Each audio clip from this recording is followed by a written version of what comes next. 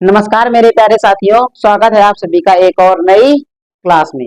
तो बच्चों, आज की क्लास का जो टॉपिक है वो है क्लॉज। इस वीडियो में हम लोग क्लॉज के बारे में जानेंगे डिटेल से कि जो जो वर्ड लिखा है क्लॉज, ये वाकई में क्या होता है, सेंटेंसेस में कैसे काम होता है, इंग्लिश ग्रामर में इसका क्या यूज है, ये सारी चीजें हम लोग आज की क्लास में कंप्लीट करने वाले हैं। तो बने रहिए वीडियो के अंत तक और वीडियो को आप इंजॉय करिए। नोट्स अपने जरूर बनाते रहिए ताकि कभी भी आप क्या हो, इनका रिवीजन करना चाहें घर में बैठ के उन चीजों को रिवाइज कर सकें।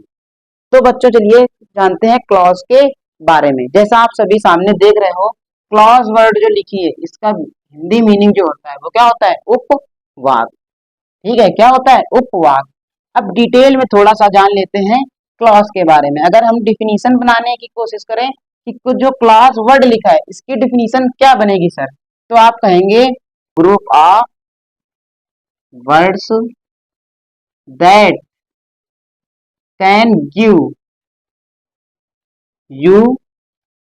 a complete meaning, give you a complete meaning or not, meaning or not। ये क्या होता है, ग्रुप ऑफ वर्ड्स होता है that can give you a complete meaning or not। ये आपको एक कंप्लीट मीनिंग दे भी सकता है और नहीं भी दे सकता है। क्या है, दे भी सकता है और नहीं भी दे सकता है। नेक्स्ट बातचीत करते हैं, it is a part of sentence. It is a part of sentence. ये किसी भी सेंटेंस का क्या होता है, भाग होता है, किसी भी सेंटेंस का पार्ट होता है। अब उस सेंटेंस में ये कैसे काम करता है, देखिए इसका सेंटेंस में सेंस जो है डिपेंड भी हो सकता है और इंडिपेंडेंट भी हो सकता है। क्या हो सकता है, डिपेंड भी हो सकता है और इंडिपेंडेंट भी हो सकता है। तो यहाँ पर एक बार फिर से आप एक वर्ड ऐसे लिखेंगे, इसी वर्ड को क्लॉज के बारे में क्या लिखोगे, क्लॉज। अब फिर से इसका मतलब समझते हैं। यहाँ पर तो हमने सीख लिया डिफिनीशन और सेंटेंस में क्या होता है, ये पार्ट होता है सेंटेंस का। यहाँ पे लिखोगे आप हिंदी में, यह किसी भी वाक्य का, किसी भी वाक्य का भाग होती है। क्या होती है, भाग होती है। आगे लिखो, इसका अपना स्वयं,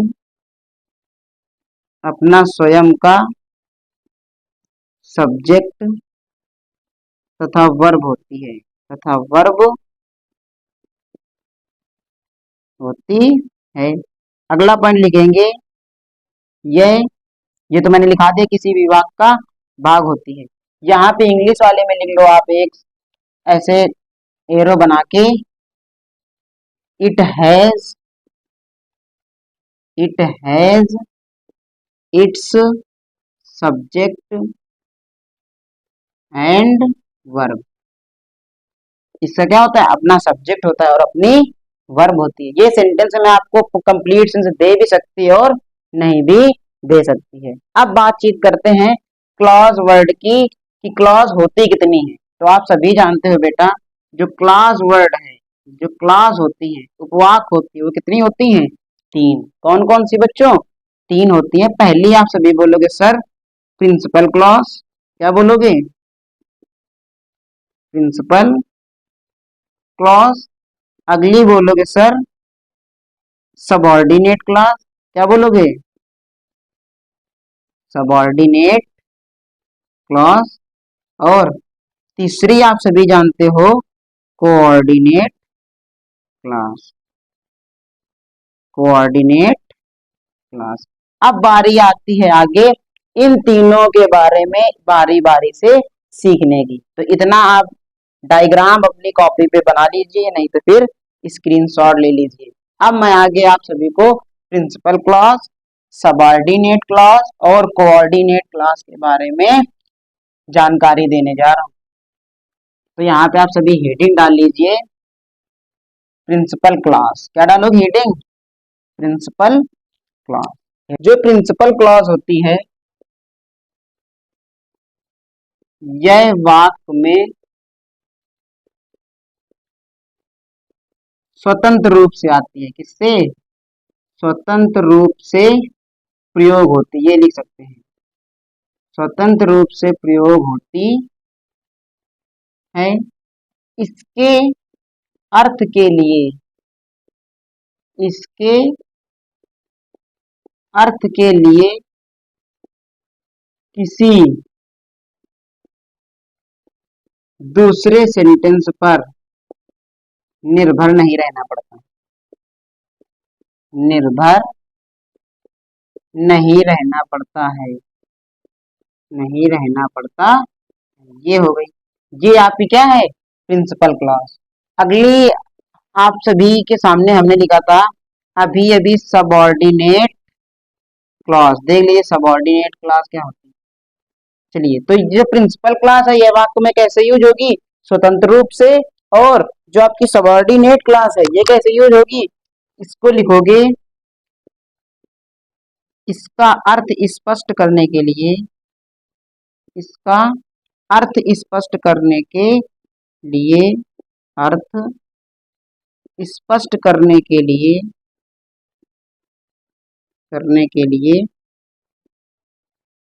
किसी ना किसी, किसी ना किसी प्रिंसिपल क्लॉज की जरूरत होती है। क्या होती है?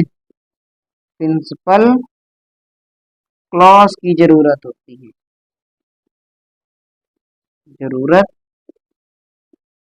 होती है। जो सबऑर्डिनेट क्लॉज होती है, लिखोगे यह सबऑर्डिनेट,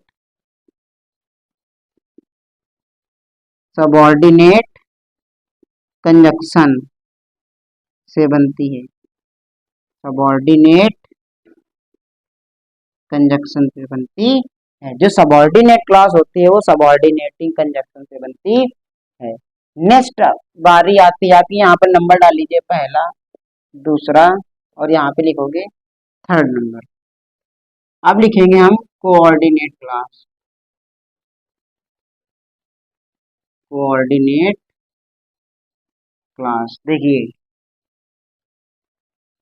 यह क्लास जो है, यह क्लास प्रिंसिपल क्लास के बराबर होती है, क्लास के लगभग बराबर दर्जे की होती है, बराबर दर्जे की होती है। आगे पॉइंट लिखेंगे, यह क्लॉज कोऑर्डिनेट,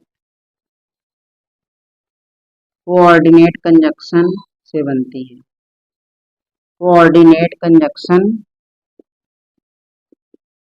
से बनती, कोऑर्डिनेट कंजक्शन से बनती। आई होप आप सभी को प्रिंसिपल क्लॉज, सबऑर्डिनेट क्लॉज और कोऑर्डिनेट क्लॉज के कंसेप्ट क्लियर हो गए होंगे। प्रिंसिपल क्लॉज होती है स्वतंत्र रूप से प्रयोग होती है वाक्य में, इसका अर्थ अपने आप स्पष्ट होता है। सबऑर्डिनेट क्लॉज क्या होती है? किसी दूसरे वाक्य पर क्या होती है, मतलब किसी दूसरे वाक्य पर डिपेंड होती है, और ये सबऑर्डिनेट कंजक्शन से बनती है। कोऑर्डिनेट क्लॉज जो होती है आपकी वो प्रिंसिपल क्लॉज के बराबर दर्जे की होती है, यह क्लॉज कोऑर्डिनेट कंजक्शन से बनती है। अब आइए बातचीत करते हैं आगे। अब हम लोग साथियों चलते हैं, अपना टॉपिक स्टार्ट करते हैं, दिए गए सिंपल सेंटेंसेस को जोड़कर एक कॉम्प्लेक्स सेंटेंस बनाना। क्लास के बारे में हम लोग बच्चों ने डिटेल से जान लिया है, क्लास क्या होती है, कितने प्रकार की होती है। अब सेंटेंस में कैसे कैसे यूज होती है ये हम लोग जैसे जैसे टॉपिक के आगे बढ़ते जाएंगे वैसे वैसे हमारे सारे कंसेप्ट क्लियर होते चले जाएंगे। तो हेडिंग मैंने डाल ली है, आप सभी अपने नोटबुक पे हेडिंग डाल लीजिए, formation of complex sentence. Complex sentence को कैसे बनाते हैं, कैसे कॉम्प्लेक्स सेंटेंस का निर्माण करते हैं। तो बच्चों आप सभी जानते हो जो कॉम्प्लेक्स सेंटेंस बनता है, क्या है, जो कॉम्प्लेक्स सेंटेंस बनता है वो तीन प्रकार की क्लॉज से बनता है। पहला सबऑर्डिनेट नाउन क्लॉज, क्या है, सबऑर्डिनेट नाउन क्लॉज। दूसरा है सबऑर्डिनेट एडजेक्टिव क्लॉज, और तीसरा है सबऑर्डिनेट एडवर्ब क्लॉज। इन तीन प्रकार से आप क्या करते हो, सेंटेंस का फॉर्मेशन ऑफ कॉम्प्लेक्स सेंटेंस बनाते हैं। ये हो गए आपके तीन। अब आगे बातचीत आती है सबऑर्डिनेट नाउन क्लास की। क्या, सबऑर्डिनेट नाउन क्लास की। देखिए साथियों, जो सबऑर्डिनेट नाउन क्लास होता है वो सेंटेंस में 5 प्रकार से काम करती है। किससे? 5 प्रकार से। यहाँ पे ऐसे लिखोगे, यह किसी वाक्य में, यह किसी भी वाक्य में 5 प्रकार से कार्य कर सकती है। 5 प्रकार से कार्य कर सकती है। कितने प्रकार से? 5 प्रकार से कार्य कर सकती है। कैसे? मैं पांचों यहाँ पे लिखे दे रहा हूं। Subject to a verb, noun clause in apposition. किसमें? एपोजिशन में। केस इन एपोजिशन मैंने आप सभी को पिछली क्लास में पढ़ाया था। तो ऐसे आपकी नाउन क्लास काम करती है। Subject to a verb, object to a verb, object to a preposition, complement to a verb, noun clause in apposition. इस प्रकार से आप नाउन क्लॉज से क्या कर सकते हो? बोलो, कॉम्प्लेक्स सेंटेंस का निर्माण कर सकते हो। अब आइए जानते हैं कि नाउन क्लॉज का प्रयोग करके हम लोग कैसे कैसे सिंथेसिस करते हैं दिए गए सिंपल सेंटेंसेस का। दो सेंटेंस साथियों आपके सामने यहाँ पर लिखे गए हैं। सबऑर्डिनेट नाउन क्लॉज के द्वारा कैसे सिंपल सेंटेंसेस का हम लोग कॉम्प्लेक्स सेंटेंस बनाते हैं। देखिए, पहले लिखा है he is honest, it is known to all. वह ईमानदार है, यह सभी के द्वारा जाना जाता है। तो यहाँ पर आप एक क्लॉज कैसे बनाओगे? ऐसे, that he is honest, that he is honest, कि वह ईमानदार है। Is known to all, is known to all. ये आपका सेंटेंस बनके तैयार हो गया। अब यहाँ पर नाउन क्लॉज काम किसका कर रही है ये कैसे पता करेंगे? क्यों बच्चों, क्योंकि नाउन क्लॉज जो है आप ही कैसे काम करती है, अभी हमने पढ़ा 5 तरीके से। कैसे? Subject to a verb, object to a verb, object to a preposition, और कैसा? और noun clause as case in apposition, और कॉम्प्लीमेंट टू अ वर्ब। इस प्रकार से जो नाउन क्लॉज है आपकी काम कर रही थी। तो यहाँ पर बच्चों देख लिखा दैट ही इज ऑनेस्ट, कि वह क्या है? ईमानदार है। ये आपका पूरा सब्जेक्ट है कि नहीं? That he is honest is known to all, और ये आपकी वर्ब है। तो इस वर्ब का ये क्या है? सब्जेक्ट, और सब्जेक्ट में लिखी क्या है? पूरी की पूरी क्लॉज। तो ये पूरी की पूरी क्लॉज, नाउन क्लॉज क्या हो गई? इस वर्ब का सब्जेक्ट हो गई। पहला कंसेप्ट खत्म। अगला, ये अगला सेंटेंस लिखा है he is honest, I know it. तो यहां पर सेंटेंस बना दोगे, आई नो, मैं जानता हूं। क्या जानते हो? That he is honest, he is honest. अब यहाँ पर देखिए, वाट के आंसर से आप सभी को नाउन मिलता था, सब जानते हो पहले से। तो आई नो, मैं जानता हूं। क्या जानता हूं? क्या जानते हो? आई नो वाट, मैं क्या जानता हूं? That he is honest. तो ये भी यहाँ पे क्या है? Noun clause. और ये नाउन क्लॉज है किसमें? इस नो वर्ब की ऑब्जेक्ट है। क्या है बच्चों? ऑब्जेक्ट। तो ये क्या हो गया? बोलो साथियों, ये काम कर रहा है सब्जेक्ट के रूप में, यहाँ पर काम कर रही है। ये बच्चों लिखा है इफ या वेदर के द्वारा भी नाउन क्लास बनाया जा सकता है, यानी नाउन क्लास इफ या वेदर के द्वारा भी बनता है। देखिए, जो इफ और वेदर होगा इसका अर्थ क्या होगा सेंटेंस में? की क्या से अर्थ होगा? किससे? की क्या से। जैसे सेंटेंस आपके सामने लिखा है ही मे बी इनोसेंट, वह निर्दोष हो सकता है। आई डू नॉट नो, मैं नहीं जानता। तो क्या लगा दोगे? I do not know, I do not know. If या फिर लगा दोगे वेदर, दो में कोई एक, इफ या weather he may be innocent, he may be innocent. ऐसे भी सेंटेंस, ये भी सेंटेंस क्या है साथियों? ये भी सेंटेंस आपका कॉम्प्लेक्स है। तो आज का जो आपका लेक्चर था कॉम्प्लेक्स सेंटेंस का फॉर्मेशन ऑफ कॉम्प्लेक्स सेंटेंस का पार्ट 1, उसमें साथियों हम लोगों ने क्या सीखा? उसमें सीखा क्लॉज क्या होती है, फिर क्लॉज कैसे सेंटेंस में काम करती है, क्लॉज कितने प्रकार की होती है ये सीखा। सबऑर्डिनेट क्लास क्या है, प्रिंसिपल क्लास क्या है, और आपकी कोऑर्डिनेट क्लास क्या है।